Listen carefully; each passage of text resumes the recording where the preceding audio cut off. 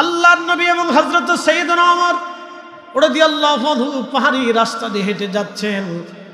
হতে পারে ওয়াদি জিদ অথবা কোনো মদিনার উপত্যকা দিয়ে। এমন সময় গম্ভীর ভাষায় একটা সালামের আওয়াজ আসলো। আসসালাতু আসসালামু আলাইকা ইয়া রাসূলুল্লাহ। নবীজি বললেন, ওমর, সালামের গম্ভীরতায় বোঝা যায় কোনো মানুষের আওয়াজ না। দাঁড়াও তো দেখি কে আসলো। দেখা গেছে আল্লাহর মেহবুবের সামনে দাঁড়িয়ে গেলেন একটা বৃদ্ধ জিন। একেবারে চুল দাড়ি পর্যন্ত সাদা হয়ে গেছে, নুব্জ হয়ে গেছে, বয়স ভারী হয়ে গেছে। ভাঙ্গা ভাঙ্গা কণ্ঠে প্রিয় নবীজির সামনে দাঁড়াইলেন। রহমতের নবী ডাক দিলেন, তোমার নাম কি? বলি, ইয়া রাসূলুল্লাহ, আমার নাম হিম। তোমার বাবার নাম কি? বলে, হাম। তার বাবার নাম কি? তার বাবার নাম তালখিস। তার বাবার নাম কি? তার বাবার নাম ইবলিস। তার বাবার নাম কি? তার বাবার নাম হাম। তার বাবার নাম তালখিস, তার বাবার নাম ইবলিস, ইবলিসের বাবার নাম খবিস। আল্লাহর নবীজি ডাক দিয়ে বললেন, হে শয়তান, তুমি কি আমার সাথে শয়তানি করার জন্য এসেছো হে জিন? জিন দেখে বলেন, ইয়া রাসূলুল্লাহ, আমি ইবলিসের ঘরের নাতির ঘরের পুতি। একসাথে করে আল্লাহু আকবার। আমি শয়তানি করার জন্য আসি নাই নবীজি, আমি কালেমা পড়ে আপনার দরবারে কালেমা পড়ে মুসলমান হওয়ার জন্য আসছি। একসাথে বলবেন আল্লাহু আকবার। খালাকাল ইনসানা ওমা খালাকতুল জিন্না ওয়াল ইনসা। জিন এবং মানুষ দুইটা জাতির শরীয়ত আছে। আমাদের যেমন শরীয়ত, জিনদের জন্য একই রকম শরীয়ত। আমাদের শরীয়ত আছে, ওদেরও শরীয়ত আছে। আমাদেরও আলেম আছে, তাদেরও আলেম আছে। আমাদেরও হাফেজ আছে, তাদেরও হাফেজ আছে। এটা আলাদা জগৎ। জিনদের ব্যাপারে শুধুমাত্র একজন কিতাব লিখে গেছেন ইমাম আব্দুর রহমান জালালউদ্দিন আসসুয়ুতী রাহিমাহুল্লাহ 700 বছর আগে। খুবই মনোযোগ দিয়ে শুনে যাবেন। আমাদের সংসার আছে, জিনেরও সংসার আছে। আমাদেরও বাচ্চা কাচ্চা আছে, তাদেরও বাচ্চা কাচ্চা আছে। আল্লাহু আকবার। এই জিন এসে বলেন, ইয়া রাসূলুল্লাহ, আমি কালেমা পড়ে মুসলমান হওয়ার জন্য আপনার কাছে আসছি।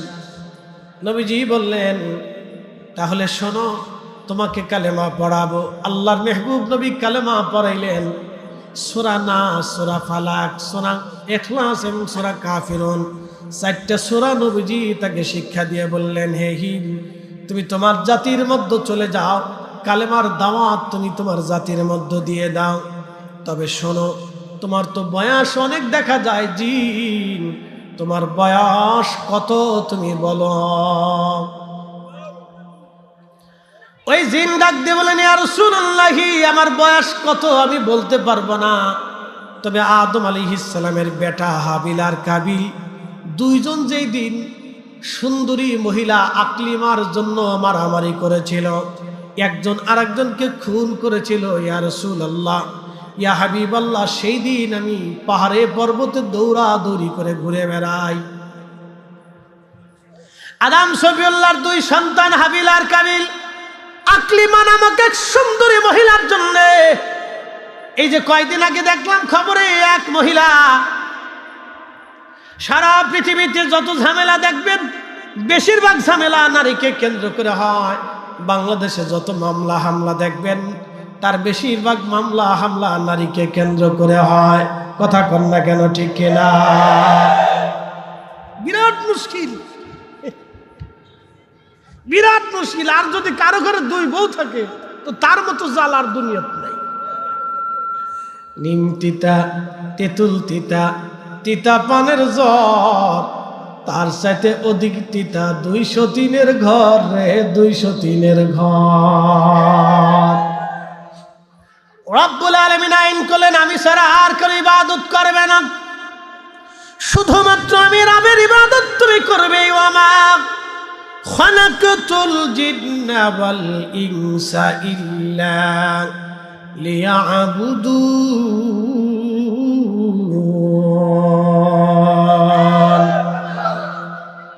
জিন এবং মানুষ, এই যে ভূখণ্ডের উপর আপনি বসে আছেন, যে মাটির উপরে আজ আপনি বসে আছেন, যে দই খাওয়াতে আপনি বসবাস করেন, এখানে জিনেরা বসবাস করত, জিনেরা আবাদ করত।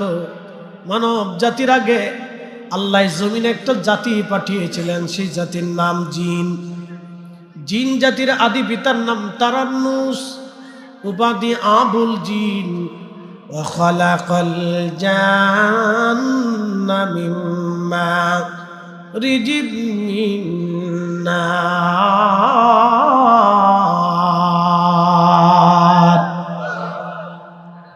আগুন মোমবাতি জ্বালাইলেন, মোমবাতি জ্বালানোর পরে একটা আগুন জ্বলে হলুদ, হলুদের উপরে আর একটা আগুন আসে, সবুজ সবুজ কালার দেখা যায়।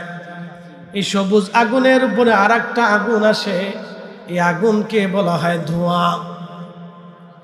ধোঁয়া সাধারণত দেখা যায় না, হারিয়ে চলে যায়। আল্লাহু আকবার। আল্লাহ বলেন ওয়া খালাকাল জান্না মিম্মা রিজিম মিন নার। আগুনের শিখা থেকে আমি জিন জাতি সৃষ্টি করেছি। হে মানুষেরা শোনো, সরাসরি আগুন থেকে না, সরাসরি যদি আগুন থেকে সৃষ্টি করতেন তাহলে জিন আগুনের মতো হয়ে যাইত। আগুনের শিখা থেকে আল্লাহ জিন সৃষ্টি করেছেন, সরাসরি আগুন থেকে না, আগুনের শিখা থেকে। এই জন্য সাধারণ খালি চোখে আমরা জিন দেখতে পারি না, খালি চোখে জিন দেখা যায় না। জিন জাতির হায়াত আল্লাহ লম্বা লম্বা করেছেন। আহা, মানব জাতির জিন জাতির আদি পিতার নাম তারান্নুস। তাফসীরের মধ্যে সে কুরতুবিতে ৬০,০০০ বছর পর্যন্ত তিনি হায়াত পেয়েছিলেন। আল্লাহর নবী এবং হযরত সাইয়েদনা ওমর রাদিয়াল্লাহু আনহু পাহাড়ি রাস্তা দিয়ে হেঁটে যাচ্ছেন। হতে পারে ওয়াদি জিদ অথবা কোনো মদিনার উপত্যকা দিয়ে। এমন সময় গম্ভীর ভাষায় একটা সালামের আওয়াজ আসলো। আসসালাতু আসসালামু আলাইকা ইয়া রাসূলুল্লাহ। নবীজি বললেন, ওমর, সালামের গম্ভীরতায় বোঝা যায় কোনো মানুষের আওয়াজ না। দাঁড়াও তো দেখি কে আসলো। দেখা গেছে আল্লাহর মেহবুবের সামনে দাঁড়িয়ে গেলেন একটা বৃদ্ধ জিন। একেবারে চুল দাড়ি পর্যন্ত সাদা হয়ে গেছে, নুব্জ হয়ে গেছে, বয়স ভারী হয়ে গেছে। ভাঙ্গা ভাঙ্গা কণ্ঠে প্রিয় নবীজির সামনে দাঁড়াইলেন। রহমতের নবী ডাক দিলেন, তোমার নাম কি? বলি, ইয়া রাসূলুল্লাহ, আমার নাম হিম। তোমার বাবার নাম কি? বলে, হাম। তার বাবার নাম কি? তার বাবার নাম তালখিস। তার বাবার নাম কি? তার বাবার নাম ইবলিস। তার বাবার নাম কি? তার বাবার নাম হাম। তার বাবার নাম তালখিস, তার বাবার নাম ইবলিস, ইবলিসের বাবার নাম খবিস। আল্লাহর নবীজি ডাক দিয়ে বললেন, হে শয়তান, তুমি কি আমার সাথে শয়তানি করার জন্য এসেছো? হে জিন। জিন দেখে বলেন, ইয়া রাসূলুল্লাহ, আমি ইবলিসের ঘরের নাতির ঘরের পুতি। একসাথে করে আল্লাহু আকবার। আমি শয়তানি করার জন্য আসি নাই নবীজি, আমি কালেমা পড়ে আপনার দরবারে কালেমা পড়ে মুসলমান হওয়ার জন্য আসছি। একসাথে বলবেন আল্লাহু আকবার।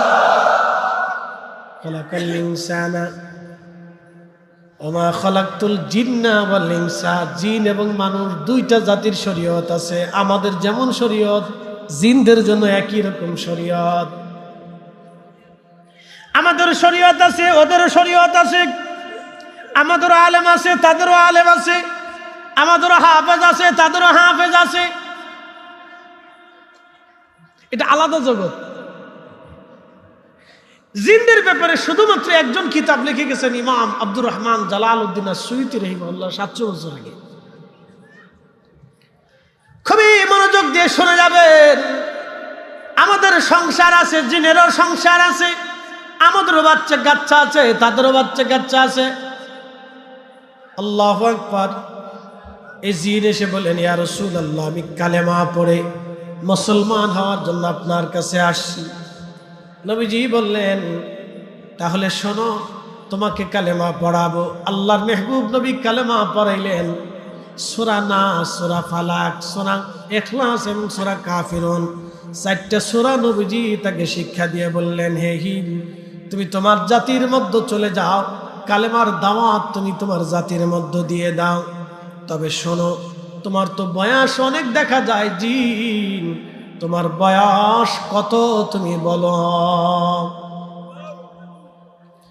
ওই জিন ডাক দিয়ে বলেন, ইয়া রাসূলুল্লাহ, আমার বয়স কত আমি বলতে পারবো না, তবে আদম আলাইহিস সালামের বেটা হাবিল আর কাবিল দুইজন যেই দিন সুন্দরী মহিলা আকলিমার জন্য মারামারি করেছিল, একজন আরেকজনকে খুন করেছিল, ইয়া রাসূলুল্লাহ, ইয়া হাবিবাল্লাহ, সেই দিন আমি পাহাড়ে পর্বতে দৌড়াদৌড়ি করে ঘুরে বেড়াই।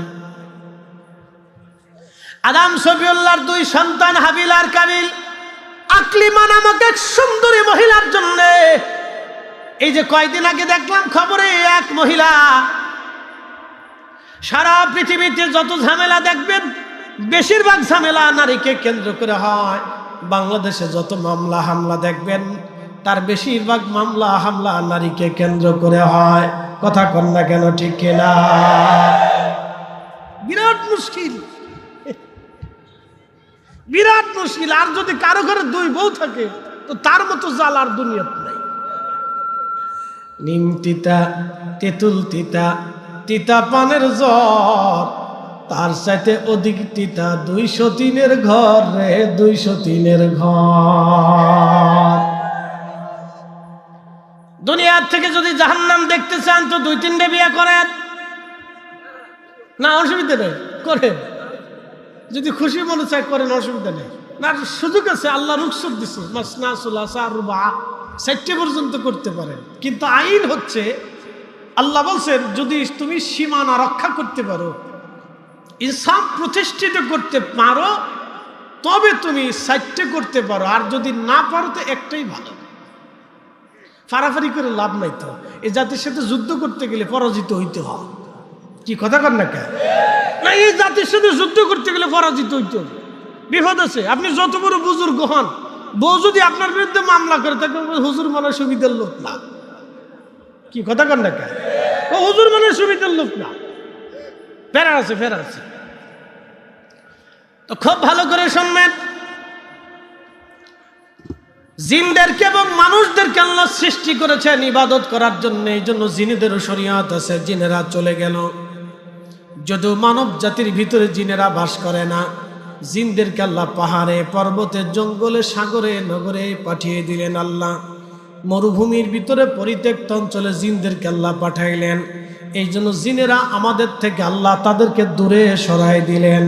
একবার আওয়াজ তুলে বলা যাবে কি মারহাবা? অসুবিধা নাই তো? ভাষাগত ঠিক আছে তো? আপনাদের আঞ্চলিক ভাষাটা আবার একটু অন্যরকম। সিলেটে গেলে আর এক রকম, হিত নাম বালা শুনি বা হিতা খাইতার সকালেও খাইতা না বিয়েলেও খাইতা বউ করে। বা চট্টগ্রামে যদি যান তাহলে কি যে বলবে ও, আপনি নিজেও ছাতা বুঝবেন না, খালি চাই দেখবেন যে এটা কি বাংলাদেশে আছি না কোন দেশে আছি। এক এক রকমের এক এক ভাষা, ভাষাগত টানে, সবই মায়ের ভাষা। মায়ের ভাষা সুন্দর, মা শিখেছে আমরা, এটা মার ভাষা। তো আল্লাহ মানুষ এবং জিন দুইটা জাতিকে সৃষ্টি করলেন আল্লাহর গোলামি করার জন্য। এই জন্য কোরআনের এক আয়াত আল্লাহ বলছেন, আমি আপনাদেরকে আরেকটু বুঝাচ্ছি, সূর্য কি আমাদের আইনে চলে না আল্লাহর আইনে চলে? আমাদের দেশের ঋতুর পরিবর্তন কি বৈজ্ঞানিক সূত্রে না আল্লাহর সূত্রে? আমাদের দেহের স্বাস্থ্য, ত্বক, চুল পাকাপাকি, অসুস্থতা, রোগ নিরাময়, এটা কি বিজ্ঞানের সূত্রে না আল্লাহর সূত্রে? আমাদের মৃত্যুটা কি বিজ্ঞানের সূত্রে না আল্লাহর সূত্রে? তাহলে আমাদের আছে কি আর আল্লাহর আছে কি আর বিজ্ঞানের আছে কি? বুঝেন নাই? প্রশ্ন জটিল, উত্তর সহজ। আমাদের আর বিজ্ঞানের কিছুই নাই, সব আল্লাহ। কি কথা কর না কেন? একসাথে বলে সব কার, সব কার, আরো জোরে বলে সব কার। চোখে আলোকে দিছে, যদি বন্ধ করে পৃথিবীর কেউ নাই আলো ফিরাবে। কথা ঠিক কিনা? বয়স ভারী হয়ে গেছে, চুল পেকে গেছে, ওনাকে জিজ্ঞেস করেন আপনার চুল দাড়ি যে সাদা হয়েছে আপনি ইচ্ছা করলে কালা বানান। কিয়ামত পর্যন্ত চেষ্টা করলেও আর সভাপতি সাহেবের দাড়ি কালা হবে না, কারণ বয়স শেষ। আমাদেরটা আস্তে আস্তে সাদা হচ্ছে। কিয়ামত পর্যন্ত যদি আল্লাহ হায়াত দেওয়ার চেষ্টা করি আমরা কালা বানাবো, আর শুধু করবো না। যে হায়াত চলে আসছে, যে বয়স এখন চলে আসছে, হাজার দামি খাবার যদি পুষ্টিকর খাবার আপনি খান, 25 বছর আমি ফরিদি আর ফিরে পাবো না। মনে রাখবেন, 17 বছর আমার আর ফিরে পাওয়ার সুযোগ নেই, চলে গেছে। এই জন্য অর্থ পাইয়া, বৃত্ত পাইয়া, ক্ষমতা পাইয়া, দুনিয়া পাইয়া, টাকা পাইয়া, বিদ্যা পাইয়া, বুদ্ধি পাইয়া, অনেক সম্পদের অধিকারী হইয়া যারা গর্ব অহংকার করে দুনিয়ার ভিতরে, এরাই হচ্ছে সবচেয়ে বড় বোকা। কথা বলেন ঠিক কিনা? অনেক বড় বোকা যারা ব্যবসায়িক সমিতি আছেন, আপনারা মাহফিলটা করছেন, আমি জানি অনেক কষ্টের টাকা, ব্যবসার টাকা। সুন্দর করে বাগান ওনারা সাজাইছেন, কিসের জন্য? দোয়ার জন্য। কিন্তু ওনাদের জীবনে একটা বড় আফসোস আছে, বাকি যে নিচে অনেক আর ফেরত দেয় নাই। আম চলে, দুধ চলে, কলা চলে, তেল চলে, পাইপে চলে, কাপড় চলে, খাওয়ান চলে, ধান চলে, পাট চলে, সব চলে, খালি দোকানদারের বাকি ফেরত চলে না।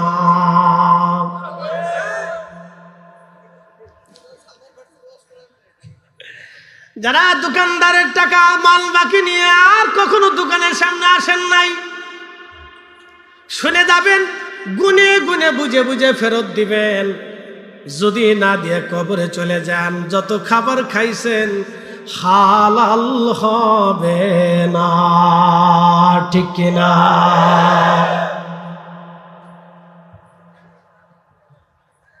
এ মুসলমান, খুব মনোযোগের সাথে কথাগুলি শুনবেন। আমি রমজানে ছাত্র বয়সে ঢাকাতে তারাবি পড়াইতাম। তো ব্যবসায়িকরা নামাজ পড়ার সুযোগ পাইত না মসজিদে, তাদের একটা ব্যবসার টাইম আছে। পুরান ঢাকার ব্যবসা তো কাপড়ের ব্যবসা। তো শাসার দোকানে আমি বসে রয়েছি, এক পাওনাদার এসে বলতেছে, হাজি সাহেব, আজকে তো আমার তাগাদা ছিল, টাকা দেওয়ার কথা। তো হাজি সাহেব বলতেছে, আল্লাহর কসম করে কই আমার কাছে টাকা নেই, পরে সোমবারের দিন এসে টাইম দিয়ে দিচ্ছে, 1 সপ্তাহ বাড়াইছে। তা আমি দোকানে বসে রয়েছি, ইফতারি টাইম আছে, তো কর্মচারী বলতেছে, বেটা ইফতার নিয়ে আয়। তো ডয়ের টান দেওয়ার পরে দেখি ডয়ের ভিতরে লাখ লাখ টাকার বান্ডিল। তা আমি জিজ্ঞেস করলাম, কাকা কিছুক্ষণ না আগে বললেন যে আল্লাহর কসম 1 টাকাও নাই, তা আপনার বান্ডিল ভরা টাকা, এই টাকা করতে আসলো? ফাওনাদার যে ফাওনা নিয়ে না নিয়ে চলে গেল, কেমন হইল? তোমরা মোল্লা মানুষ ফরের বাইত খাও, ব্যবসা বুঝো কি? মোল্লা মানুষ ফরের বাইত খাও, ব্যবসার বুঝো কি? আমি বললাম, কাকারে এই ব্যবসা যদি বুঝতাম তাহলে আর মূল্য হইতাম না, আপনার মতো হাজিয়ে দিত। বাংলাদেশের সিস্টেমটাই অন্যরকম। বাকি দাও, বাকি আনো, বাকির নাম ফাঁকি। পৃথিবীর উন্নত বিশ্বতে যাবেন, নগদ আনবেন, নগদ বেচবেন, নগদ কিনবেন, বাকি ঝুঁকির কোনো সিস্টেম নাই। কথা কন না কে, ঠিক কিনা? বাংলাদেশে শুধু এই একটা সিস্টেম, এই সিস্টেমটা বাংলাদেশ থেকে চিরতরের জন্য দাফন করার দরকার।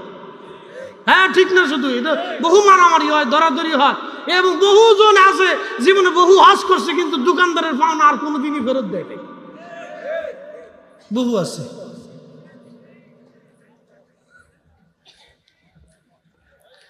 দই খাওয়াবাসী ভালো করে শুনে যাবেন। আচ্ছা, দই খাওয়া কে? এখানে কি দই পাওয়া যায়? হ্যাঁ, দই খাওয়া তো দই পাওয়া যায়, তাহলে আশা করি দই পাওয়া যাবে ইনশাআল্লাহ। দই খাওয়াবাসী খুব ভালো করে শুনে যাবেন। মূলের আলোচনার দিকে চলে যাচ্ছি। সব যদি আল্লাহর হয়, তখনই আল্লাহ বলেন, ইয়া মা'শারাল জিন্নি ওয়াল ইনসি ইন ইসতাতা'তুম আন তানফুযু মিন আকতারিস সামাওয়াতি ওয়াল আরদি ফানফুযু লা তানফুযুনা ইল্লা বিসুলতান।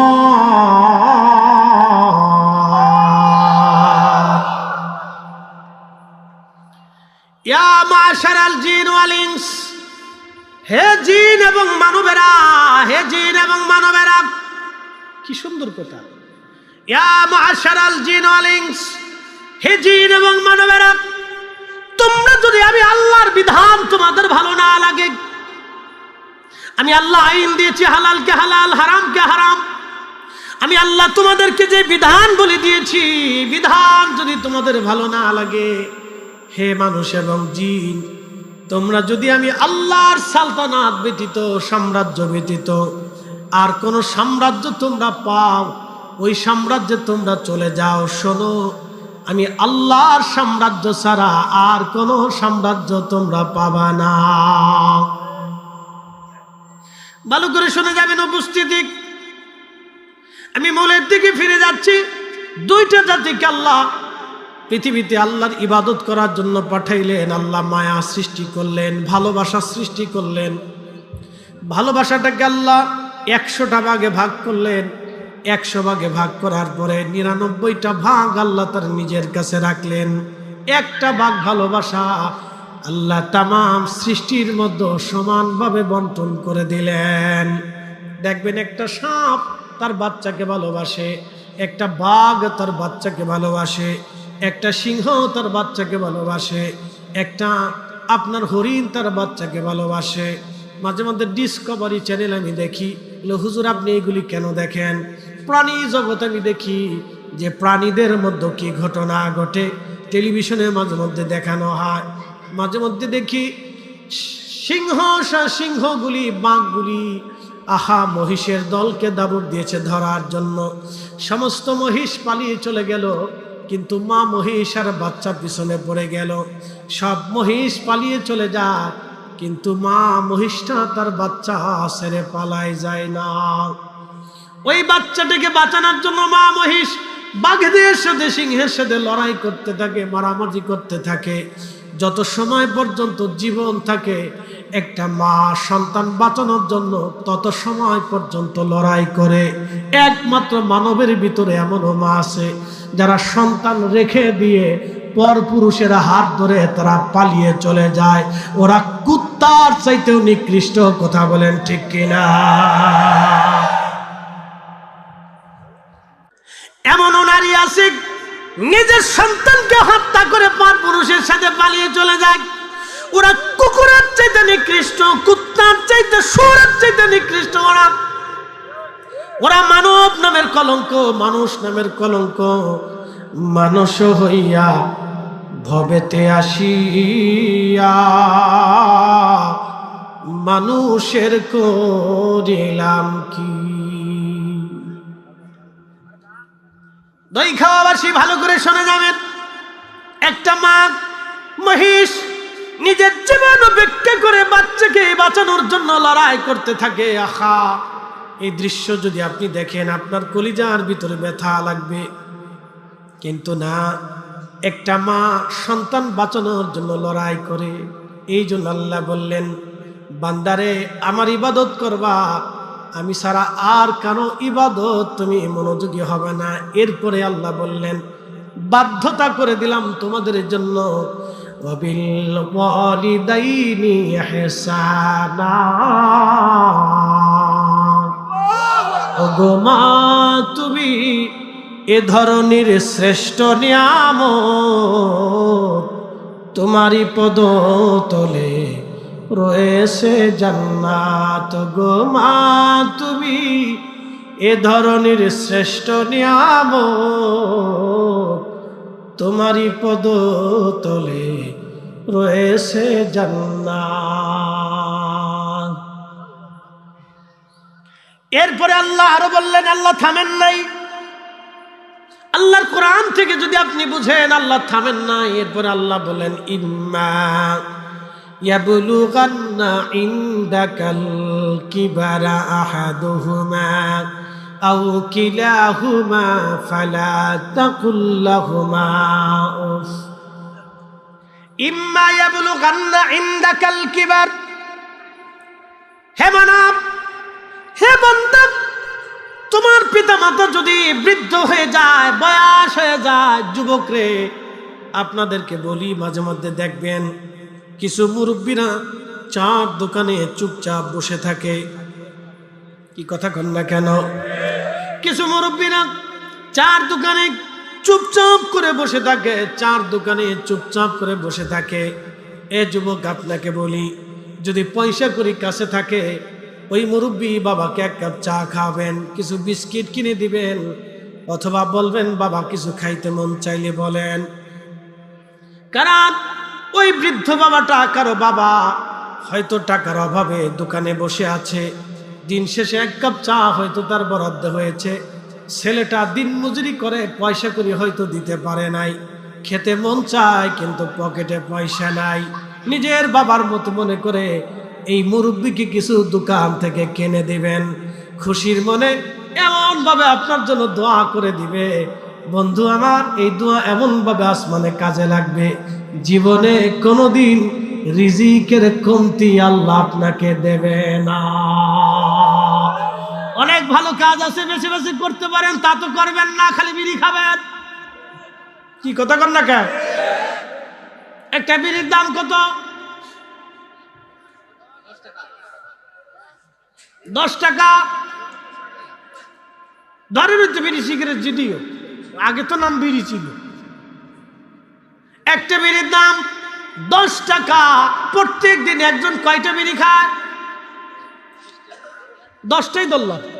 যারা বিড়ি খান শরম পেয়েন না, আমি আপনাকে হিসাব দিতেছি না, লজ্জা দেবো না। আল্লাহ শরম দিতে নিষেধ করছেন। আল্লাহ উদউ ইলা সাবিলি রাব্বিকা বিল হিকমাতি ওয়া মাউইদাতিল হাসানা।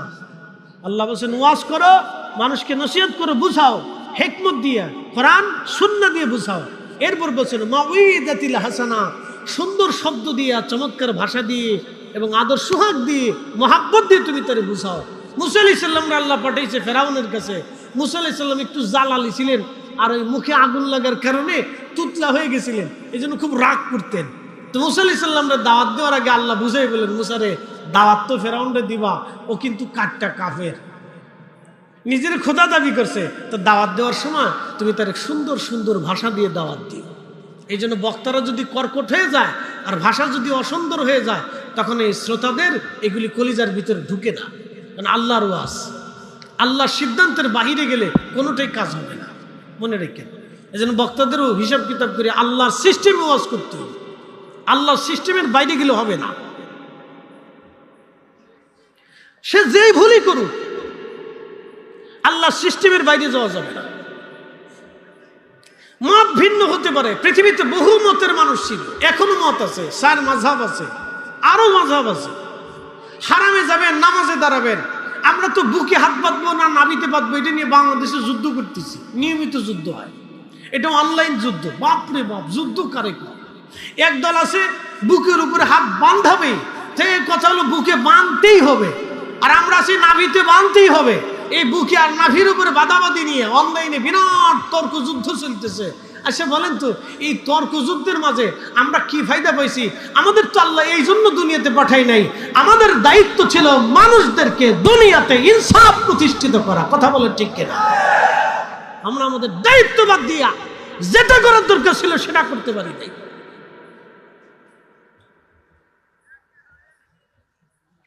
বাংলাদেশে প্রত্যেক বছরে শত শত নারী ধর্ষণের শিকার হয়, শত শত নারী ধর্ষণের শিকার হয়। কালকেও দেখলাম যে ঘরের ভিতরে ডাকাত দল ঢুকে সন্তানের গলার উপরে ছুরি ধরে মাকে পর্যায়ক্রমে তারা ধর্ষণ করেছে। এইভাবে যদি চলতে থাকে তাহলে আগামীর দেশ আর রাষ্ট্র ধ্বংস হবে। ভালো করে শুনে যান, ভালো করে শুনে যান, এগুলি আমাদেরকে বন্ধ করতেই হবে। আল্লাহ আমাদের আলেমদেরকে দায়িত্ব দিয়েছিল এইগুলিকে দুনিয়া থেকে ধ্বংস করে দেওয়া, বন্ধ করে দেওয়া। আমরা তা না করে বুকের উপর নাভির নিচে নিয়ে মারামারি করতেছি। কথা বলেন ঠিক কিনা? আপনি কল্পনা করতে পারবেন যে একজন ভাইয়ের বোনের ধর্ষিত হওয়ার পরে তার কলিজার ভিতরে কেমন ব্যথা লাগতে পারে? একটা মার একটা সন্তান যখন ধর্ষণের শিকার হয়, তো বাবার কলিজার ভিতরে কেমন ব্যথা লাগতে পারে? আমরা মূল কাজে নাই, খালি অকাজে যুক্ত আছে আর কি। শুনে যাবেন, দই খাওয়াবাসী ভালো করে বুঝে যান। রব্বুল আলামিন এখানে শেষ করেন। আল্লাহ বলেন ইম্মা ইয়াবলুগান্না ইনদাকাল কিবার, বাবা মা যদি বুড়া হয়ে যায়, এরে যুবক, তুমি এমন সুন্দরভাবে আচরণ করো যেন তোমার আচরণে বাবা মা উহু শব্দটা পর্যন্ত করে না বসে। তুমি এত সুন্দর নরম নরম ভাষায় তার সাথে কথা বলো, এত সুন্দর করে ব্যবহার করো যেন তোমার বাবা মা তোমার ব্যবহারে অতুষ্ট হয়ে উহু শব্দটা পর্যন্ত না করে। প্রিয় নবীজি মুস্তাদরাক হাকিম লিস-সাহিহাইনের ভিতরে এসেছে, নবীজি বসে আছেন, সাহাবীদেরকে দর্শ দিতেছিলেন, তালিম করছিলেন। এমন সময় দেখা গেল বহু দূরে একজন বৃদ্ধা নারী লাঠির উপরে ভর দিয়ে ধীরে ধীরে হেঁটে আসতেছে। বৃদ্ধা নারীর উপরে চোখ পড়ার পরে নবীজি দাঁড়িয়ে গেলেন।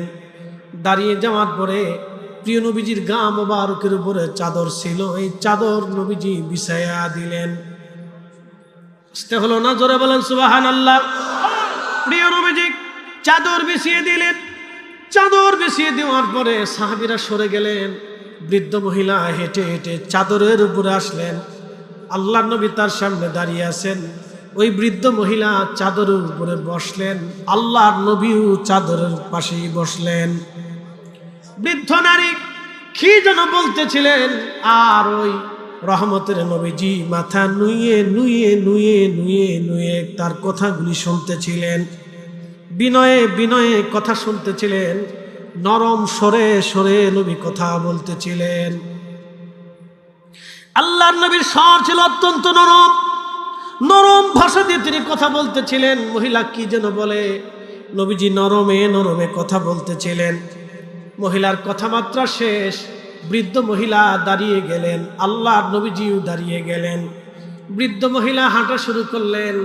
যতদূর পর্যন্ত দেখা যাইতেছিল নবীজি পথের দিকে তাকিয়ে রইলেন। সাহাবায়ে কেরাম এসে বলেন, ইয়া রাসূলুল্লাহ, এই ভদ্র মহিলাকে, এই সম্মানিত নারীকে যে আপনার গায়ের চাদরের উপরে বসে, যেই চাদর পাওয়ার জন্য আমরা সাহাবীরা দেওয়ানা, সেই চাদরের উপরে আপনি বিছাইলেন, এই ভাগ্যবতী নারীকে যে আপনার চাদরের উপরে এসে বসলো। এই বৃদ্ধ মহিলা কিভাবে কথা বললেন, আপনি বিনয়ে বিনয়ে কথা বললেন। উনি কে? নবীজি চোখের পানি ফেলে দিয়ে বললেন, সাহাবীরা রে, উনি সে আমার মা।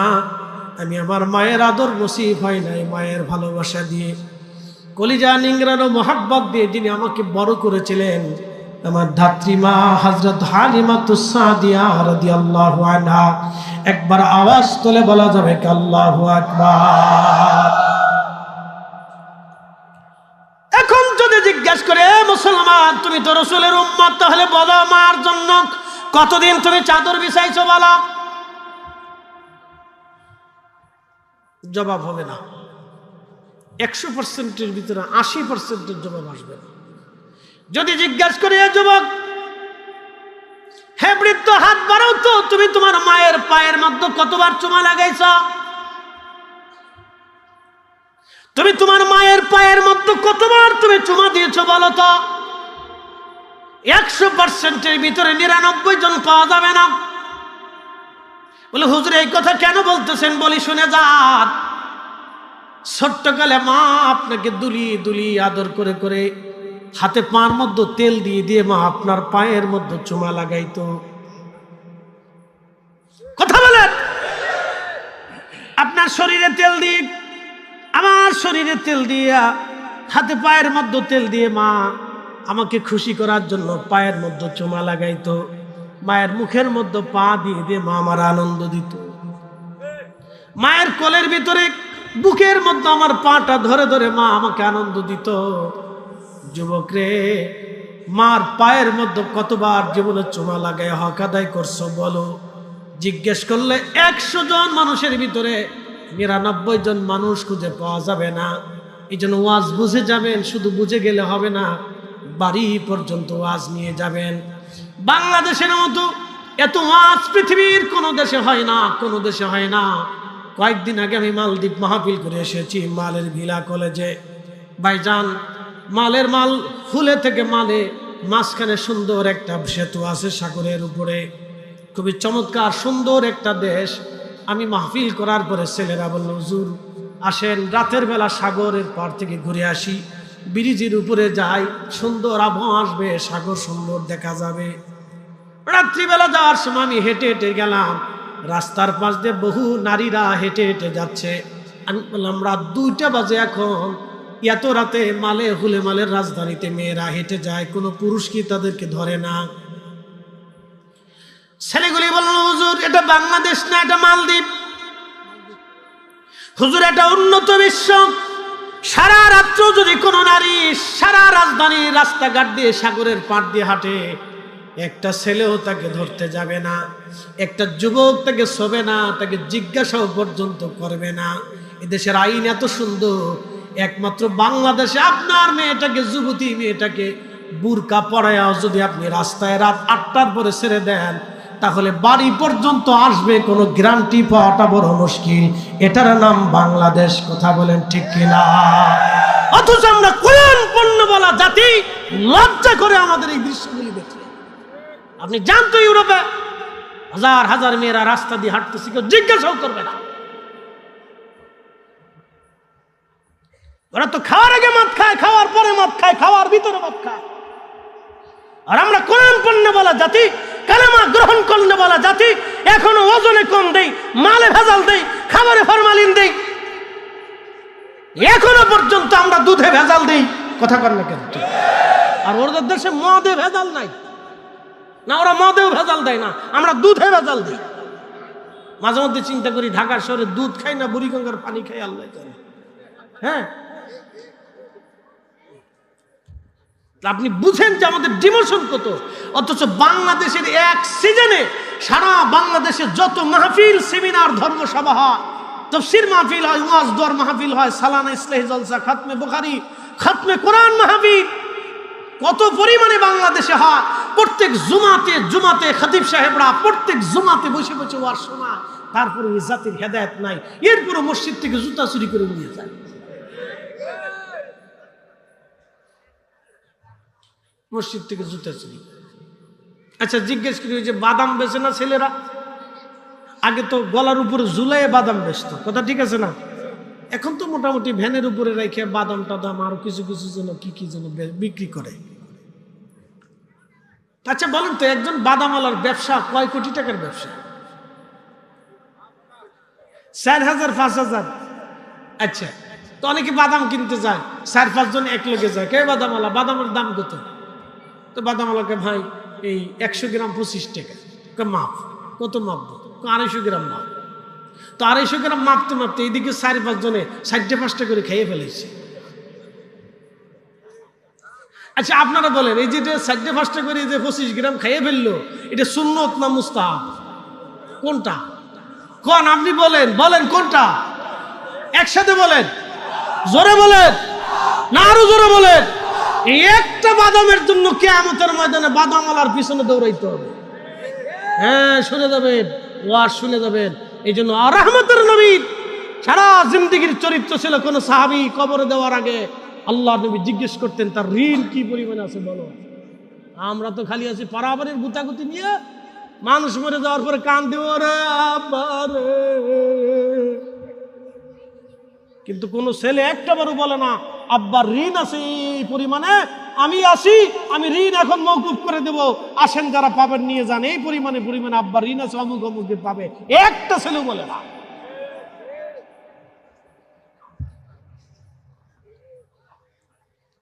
আমি বাস্তবতার নিরিখে কথা বলতেছি, জীবনের প্রয়োজনে, আখিরাতের মুক্তির জন্য বলতেছি।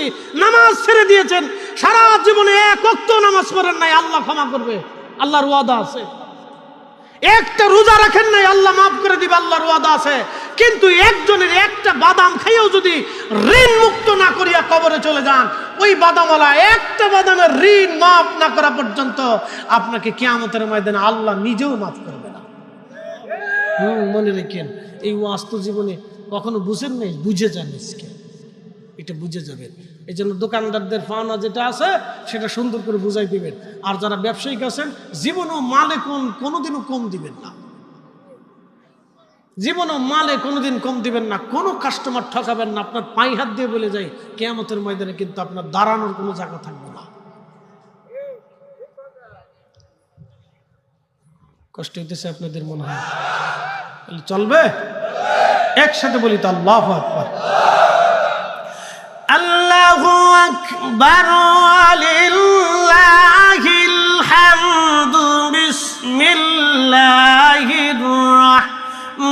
রহমানির রহিম।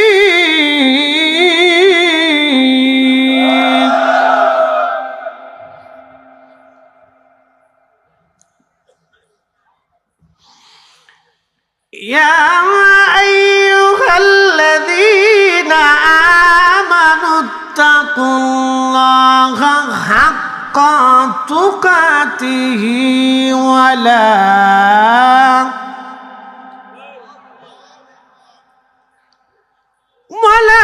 তামুতুন্না ইল্লা ওয়া আনতুম মুসলিমুন।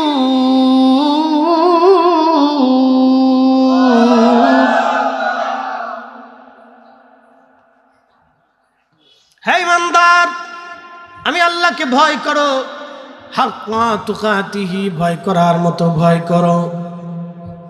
শুধু ভয় না, ভয় করার মতো ভয় করে যাও।